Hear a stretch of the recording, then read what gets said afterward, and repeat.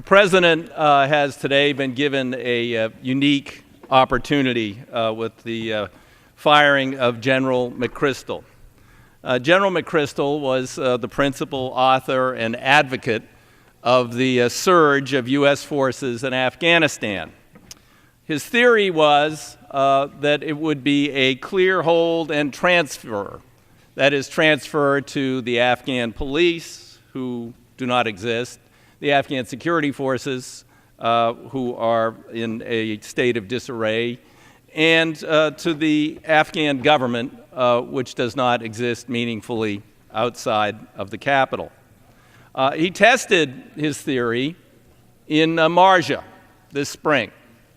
Now, the U.S. and allied forces, they performed admirably with tremendous sacrifice and effort, and they did, in fact, go into a very hostile area, and they did, in fact, at least temporarily, drive the Taliban and other dissident elements out or underground. Then he said he was going to bring in government in a box. It was ready to come in.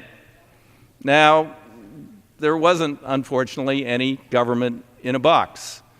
There's unbelievable corruption rife through the Karzai regime at the national level, through the police, and the security forces. They brought in some police who were not of the area, not of that tribe, and that didn't work out too well. They brought in security forces who refused to do their mission, and they brought in a few, again, government officials who had no local support, and they have since left. And pretty much Marja has devolved to what it was.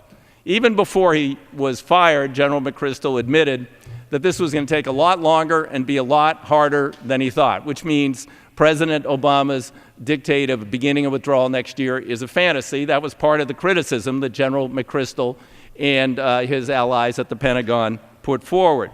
So there's really a choice here to get into a very long-term, very high-level engagement in Afghanistan at a cost of $30 billion a year and tremendous sacrifice by our troops on a strategy that has thus far not worked, or to rethink that strategy, perhaps more along the lines of Vice President Biden's ideas, which were also derided by General McChrystal and some of his colleagues. But actually what Vice President Biden said is, look, mostly this is an internal issue. It's an intra-tribal fight. Yes, there are some radical Taliban elements, and there's some radical Pakistani Taliban elements, and a very few al-Qaeda.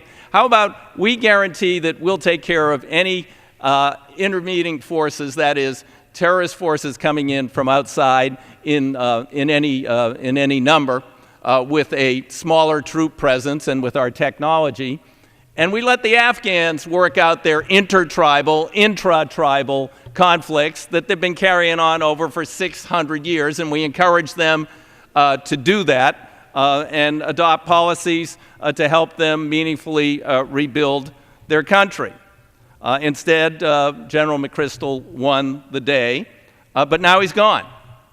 Now, I understand that the President has said this does not mean a change in policy.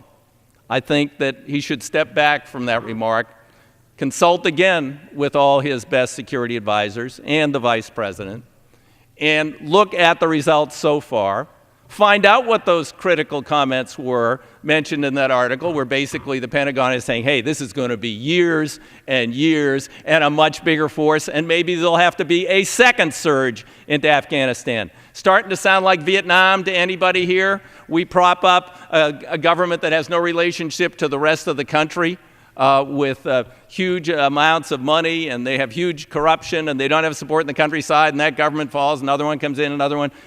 This echoes that failure.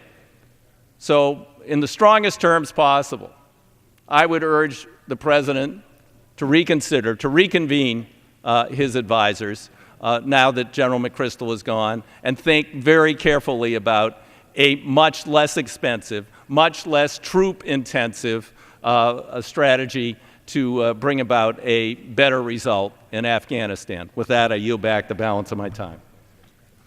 Gentleman yields back. Members of the gallery reminded there will be no